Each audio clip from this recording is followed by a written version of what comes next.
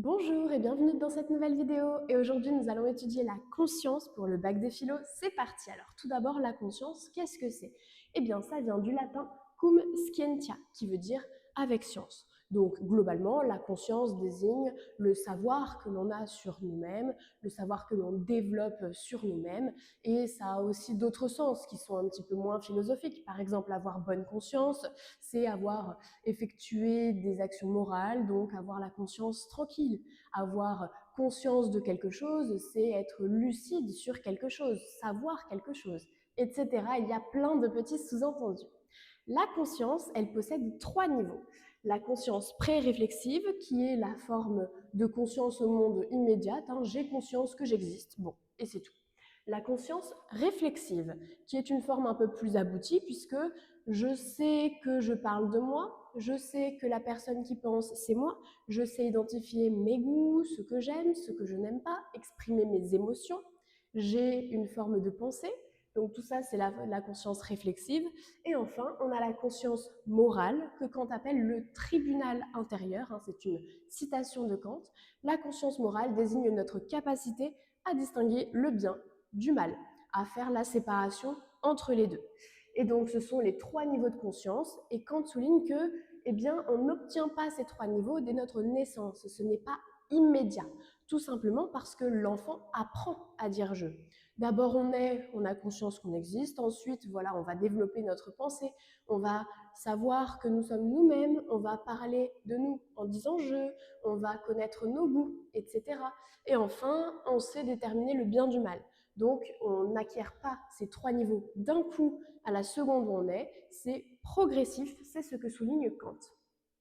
Pour Pascal, l'homme est un roseau pensant. Que signifie cette expression? Roseau pensant, ça caractérise le corps de l'homme. Roseau, il est fragile, il a un corps extrêmement fragile, mais pensant, il se distingue par sa raison, par son intelligence. Sa pensée fait de lui un être supérieur aux autres êtres. Pascal le précise, l'univers est infiniment plus fort, plus puissant que l'homme. Et pourtant, il n'est pas au courant de cet avantage qu'il a sur l'homme, alors que l'homme, lui, sait que l'univers est infiniment plus fort que lui parce qu'il est pensant, parce qu'il possède une pensée, une réflexion, une intelligence, une raison.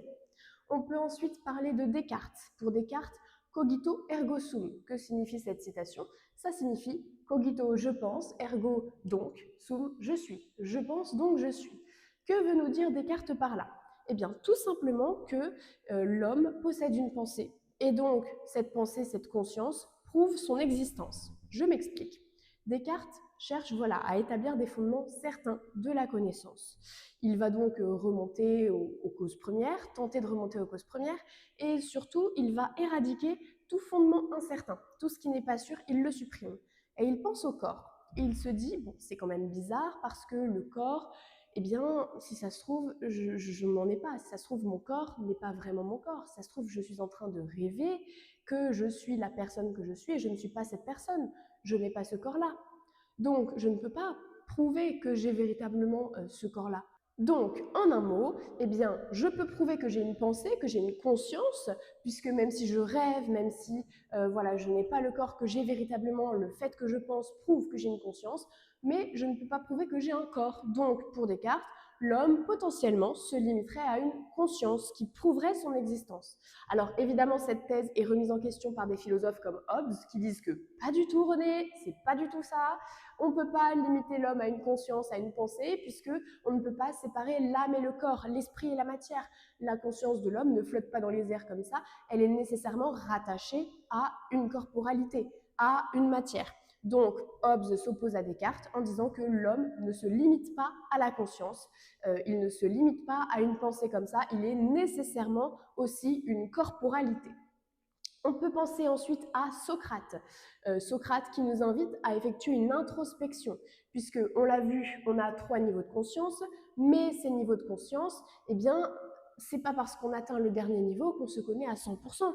La preuve, tu possèdes ta conscience morale, tu sais très bien distinguer le bien du mal, mais tu ne sais peut-être pas ce que tu veux faire dans 20 ans. C'est normal, tu n'as pas une connaissance aboutie de toi. Et c'est pour ça que Socrate invite l'homme à se connaître, à effectuer une démarche introspective. Et oui, parce que l'homme se connaît, mais il ne connaît qu'une part limitée de lui-même. C'est là qu'arrive la théorie de l'inconscient. L'hypothèse de l'inconscient, qu'est-ce que c'est? Eh bien, c'est le fait qu'on a une part de nous qui censure certaines pensées, certains souvenirs, certaines connaissances, certains désirs. Et donc, on a des choses en nous qui sont en nous, mais on ne les connaît pas, on ne sait pas ce que c'est et on ne saura jamais potentiellement ce que c'est. C'est ce que j'explique dans l'autre cours sur l'inconscient, je t'invite à aller le regarder. Alors, que peut-on dire de tout ça? Eh bien, on peut penser à Spinoza. Spinoza nous dit que les hommes savent ce qu'ils veulent, ce qu'ils aiment, mais ils sont ignorants des causes qui déterminent leurs désirs.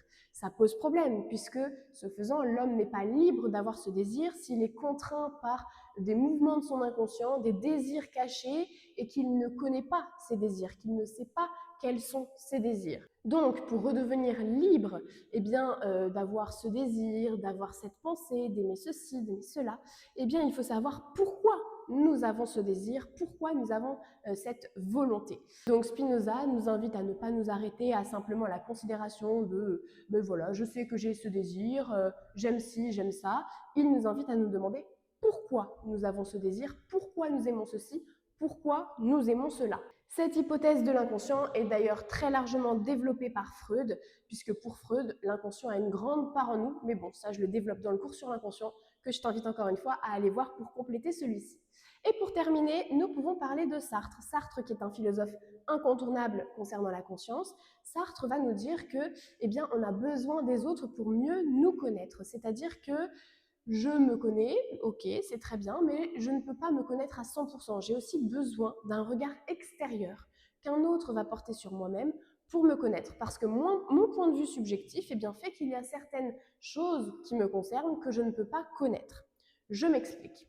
Imagine que tu es dans un groupe avec des copains et que personne ne te parle. Tu vas rentrer chez toi avec un copain du groupe et tu vas te dire « mais je ne comprends pas pourquoi personne ne m'a parlé ». Donc tu vas poser la question à ton ami et ton ami te répond bah, « Fabien, tu avais le visage hyper fermé, t'étais pas très chaleureux, personne n'avait envie de te parler, c'est normal ». Et toi tu vas dire « ah ouais, ah bah je m'en suis pas rendu compte ». Et bien ça, c'est parfaitement en lien avec la théorie de Sartre, parce que pour Sartre, le autrui est un nécessaire médiateur. J'ai besoin du regard de l'autre sur moi pour mieux me connaître. Et par exemple, je prends cet exemple avec un personnage que j'ai appelé Fabien, mais par exemple, Fabien ne pouvait pas savoir comment il agissait en public si son ami n'avait pas porté un regard extérieur sur lui et ne le lui avait pas expliqué. Et voilà, le cours sur la conscience est terminé et je te dis à très bientôt dans de nouvelles vidéos.